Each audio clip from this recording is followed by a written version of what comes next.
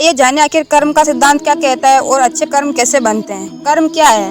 सनातन धर्म में कर्म कार्य कारण के सिद्धांत से जुड़ा हुआ है। कर्म का अर्थ है कोई कार्य या क्रिया जिसके आधार पर अन्य प्रतिक्रियाएं या परिणाम निकलते हैं। मनुष्य के अच्छे कर्म का अच्छा प्रभाव और उसके बुरे कर्म का बुरा प्रभाव देखते हुए पूर्व जन्मों का एक चक्र बन जाता है, क्योंकि कुछ कर्म ऐसे होते हैं जिनका भुगतान उस जन्म में नहीं होता। इस तरह इस चक्र में अगले जन्म में उन कर्मों का फल भुगतना ही होता है। वही कार्य कारण का सिद्धांत का संबंध न केवल भौतिक युग से होता है, बल्कि हमारे द्वारा किए जा रहे कार्यों, सोचे जा रहे विचारों, कहे जा रहे शब्दों तक पर भी यह लागू होता है।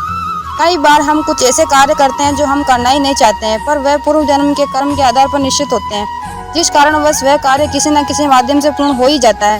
जैसे ही हमारे पूर्व जन्म का चक्र समाप्त हो जाता है, व्यक्ति को उसी समय मोक्ष की प्राप्ति हो जाती है। हमारे शास्त्रों में इस बात का उल्लेख मिलता है कि 84 लाख योनियों के बाद मनुष्य का जन्म प्राप्त होता है। साथ ही यह भी विशेष रूप से वर्णित किया गया है कि केवल मनुष्य योनि में जन्म और मृत्यु के चक्र से मुक्ति पाई जा सकती है। कर्म कितने प्रकार के होते हैं? नित्य कर्म, नैमित्य कर्म, काम्य कर्म, निष्काम्य कर्म, निसंचित कर्म, निश्चित कर्म। मनुष्य के कर्मों का फल कैसे मिलता है? मनुष्य के कर्मों का फल उसकी परिस्थिति और दैवीय शक्तियों द्वारा निर्धारित होता है। ऐसा कहा जाता है कि यदि अच्छे कर्म बुरे कर्म की तुलना में अधिक है तो बुरे कर्मों का फल इसी जन्म में और अच्छे कर्मों का फल अगले जन्म में मिलना निश्चित होता है। इसी तरह यदि मनुष्य द्वारा किए गए कर्म में बुरे कर्म अच्छे कर्मों की तुलना में अधिक है तो इस जन्म में अच्छे कर्म भोगने होंगे, जबकि अगले जन्म में बुरे कर्म भोगने के लिए निर्धारित होगा। मनुष्य को कौन कौन से कर्म करने चाहिए?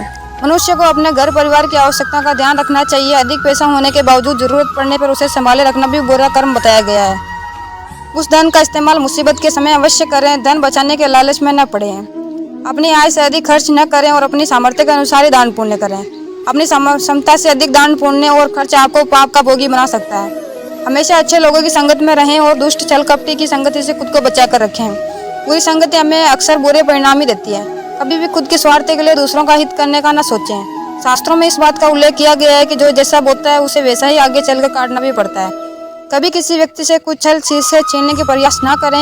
इसे किए गए सभी पुण्य नष्ट हो जाते हैं और आप आपके भागीदार बन जाते हैं। गरुड़ पुराण में इस बात का उल्लेख मिलता है कि यदि किसी मनुष्य द्वारा किए गए बुरे कर्मों का परिणाम उसके जन्मों से लेकर मृत्यु और उसके बाद तक दुखों का कारण बनता है, वह अपनी हर अवस्था में दुख भोगता है। अच्छे कर्म कैसे बनते हैं? अच्छे कर्म के बनने से पहले हम इस पर ध्यान देंगे कि जरूरत पड़ने का आखिर अच्छे कर्म बनने का सबसे पहला पड़ाव क्या है। मनुष्य के द्वारा किए जाने वाले सभी कर्म उसके विचारों से निर्मित होते हैं। हमारी सकारात्मक या नकारात्मक सोच विचारों को जन्म देती है और वही विचार कर्म बनते हैं। इस तरह सोच सकारात्मक होने पर ही अच्छे कर्मों का निर्धारण होता है।